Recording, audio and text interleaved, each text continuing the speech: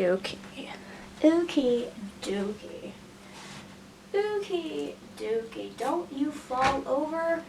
Don't you do it. Okay. Hey guys, what's up? So today I'm going to be talking about poetry. Yes, me. I'm talking about poetry. For those of you who don't know, I'm not a big poetry person, at least not modern poetry. I don't know what it is. I'm just not a fan of it. This is out of my comfort zone, and yeah, we're going to talk about one popular book that I hate. I actually got rid of it. And then we're going to talk about a few that I love. I just want to get this out of the way. I want to be totally candid and honest. I hated Milk and Honey by Rupi Kaur. I hated it. I don't know what it was. It reminded me of Tumblr poetry and like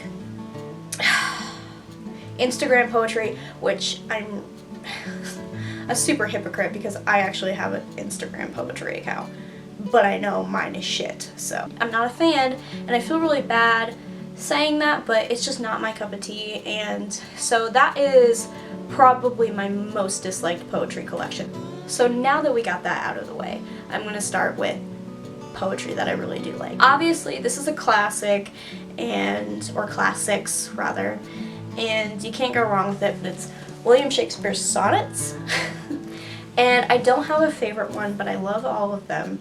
I mean, I love all of them equally, so I can't really pick a favorite, but I mean, it's Shakespeare. Like, you can't go wrong with Shakespeare.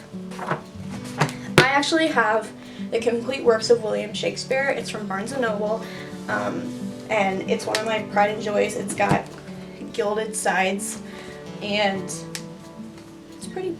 Here's the thing.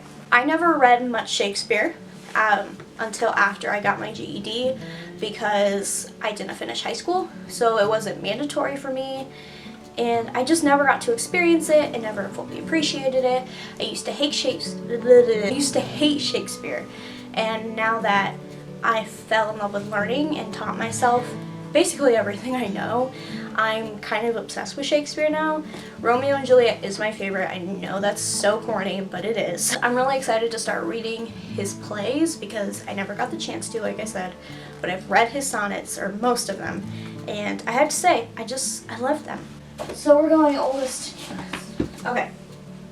Another one is, obviously, the best poet of all time, and that is Edgar Allan Poe, my love. It's actually kind of a problem, and my favorite is, man, let's see here. I have so many. I really love Lenore, but I also love The Raven because it's a classic. Obviously, you can see I did a lot of annotations in The Raven. And, you know, like, you can't, once upon a midnight dreary while I pondered weak and weary. Like, 'tis some visitor I muttered, tapping at my chamber door, only this and nothing more. It's so brilliant.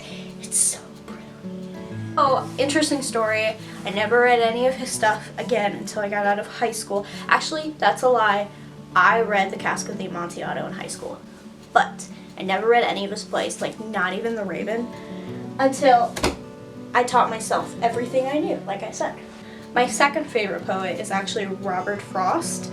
This was only $6.98, as you can see, from Barnes & Noble, and it's his selected poems, and my favorite by his is not in this book, but it's Walking by Woods on a Snowy Evening. I have like part of it memorized. Whose woods these are? I think I know his house is in the village, though.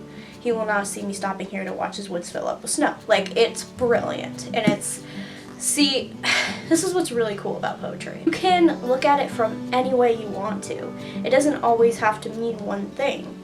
And that's what I love about Robert Frost, because you can take so many different, like, you can just, you know what I mean? So, like, Walking by Woods on a Snowy Evening, a lot of people think of it as survival. I think of it as death. Like, I think of it as dying. I think of it as kind of passing on from this life. So, miles to go before I sleep, miles to go before I sleep. Like, a lot of people can take it as survival. I take it as kind of greeting death like an old friend. That's why I love Robert Frost so much. A lot of English students will understand me when I say he's one of the best. And then last but not least is a modern poet. I also really like Atticus, by the way. I don't have any of his books or his book. I think he only has one. But I really like Atticus. If you look him up, he's really good too. But he's like a simplistic poet. So I guess, and that sounds so mean. And I don't mean it to sound mean because simplistic poetry is beautiful. But he like specializes in like small verses, I guess. But one of my favorite poets of all time, I have her first book. I don't have it anymore, and I need to. She actually just came out with a novel. I can't remember what it's called, but it's Love and Misadventure by Lang Leave. I got this when it first came out.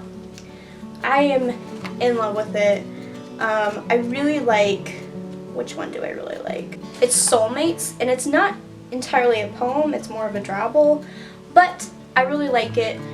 Pick it up if you can. It's really popular, and there's a reason why it is.